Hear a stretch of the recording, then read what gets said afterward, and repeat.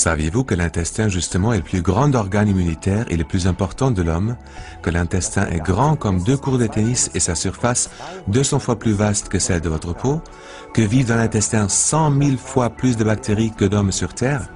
Comme vous le voyez, l'intestin est très important pour le système immunitaire et la santé de l'homme. Mais comment fonctionne-t-il exactement? Des myriades de bactéries colonisent l'intestin. Elles se laissent classer en quelques 400 souches différentes. Les bactéries promotrices de la santé sont les bactéries probiotiques. Les autres, elles rendent malades.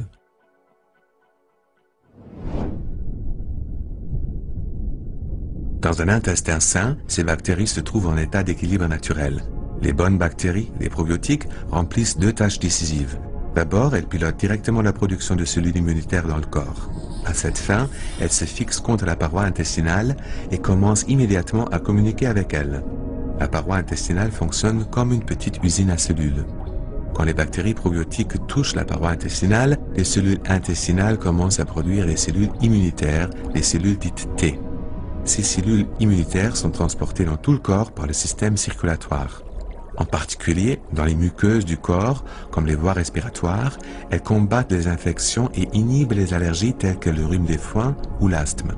En plus, les bonnes bactéries, les probiotiques, luttent également contre les bactéries indésirables, celles donc qui rendent malades. Un excédent de mauvaises bactéries peut entraîner des maladies intestinales graves. Le facteur le plus décisif pour la santé consiste donc à assurer cet équilibre naturel et sensible des bactéries intestinales. Dans la vie quotidienne, de plus en plus de gens, cet équilibre délicat est aujourd'hui gravement menacé. Consultons à ce propos un expert, le professeur Robert Clancy, immunologiste australien et spécialiste en probiotiques. Professeur Clancy, pourquoi est-ce que nos bactéries intestinales perdent l'équilibre et comment est-ce que cela nous rend malades? Ce déséquilibre est dû à notre style de vie moderne.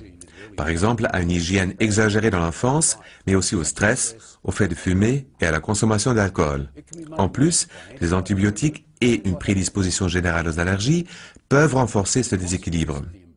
Cela empêche le système immunitaire de se développer correctement, fait qui augmente le risque d'infection, en particulier dans la zone des voies respiratoires et l'intestin. Nous contractons alors plus vite des allergies, le rhume des foins ou de l'asthme. Avec des probiotiques, c'est-à-dire de bonnes bactéries, nous pouvons aujourd'hui lutter de façon ciblée contre ce déséquilibre. Les probiotiques conduisent l'intestin à produire des cellules immunitaires. Celles-ci se répartissent dans tout le corps par le circuit sanguin.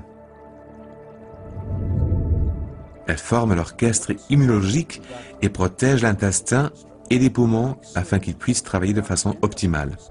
Ainsi peuvent être évitées des allergies et des infections graves. Surtout les infections virales jouent dans notre monde moderne un rôle d'une importance insoupçonnée. Elles peuvent provoquer la fatigue chronique et nuire à notre productivité. Les probiotiques nous protègent aussi contre cela.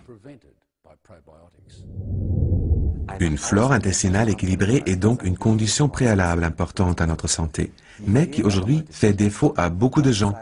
Les chiffres suivants le montrent bien. Entre 1911 et 1991, le nombre de personnes souffrant d'allergies s'est trouvé multiplié par 11.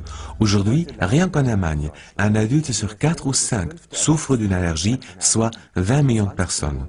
Alors, que pouvons-nous faire pour que les bactéries qui nous rendent malades ne prennent pas le dessus dans l'intestin? Comment rétablir et assurer cet équilibre sensible?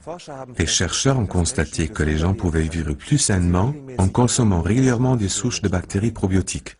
La médecine officielle prescrit déjà depuis des décennies des préparations probiotiques à titre préventif ainsi que pour traiter de nombreuses maladies. Si nous voulons soutenir notre santé avec des produits probiotiques, ceux-ci doivent toutefois remplir quelques conditions préalables importantes. Pour influencer positivement la flore intestinale, un produit probiotique doit contenir un nombre suffisant de bactéries. Du point de vue médical, il en faut au moins 1 milliard par application. Le nombre de germes par application n'est toutefois pas le seul critère important.